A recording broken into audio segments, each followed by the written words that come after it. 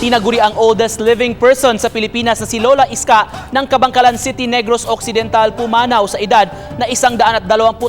Ito ang tinutukan ni Adrian Prietos ng GMA Regional TV 1 Western Visayas. Sa isang Facebook post, kinumpirma ng pamilya ni Lola Francisca Susano o mas kilala bilang si Lola Iska na binawian na ito ng buhay Lunes ng gabi sa kanilang bahay sa Kabangkalan City, Negros Occidental. Ayon sa apo ni Lola Iska na si Merlin, magkasama sila ng pamilya na nagdarasal sa tabi ni Lola Iska. Natulog lang daw si Lola Iska at hindi na ito nagising.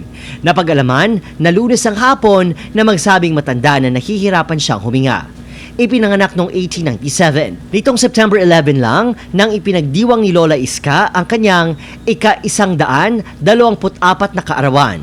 Nakatanggap pa nga ito ng maraming regalo mula sa pamilya, kaibigan, pati na sa mga pulis at ahensya ng gobyerno. Ilang beses din siyang kinilala ng local government unit ng lungsod.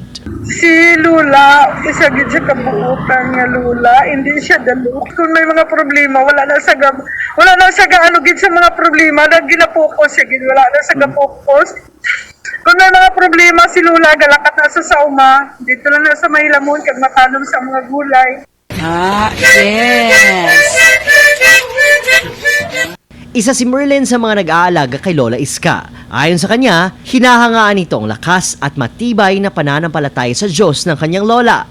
May 14 na anak si Lola Iska. 8 sa kanila ang buhay pa. Umabot naman sa mahigit 500 ang kanyang mga apo.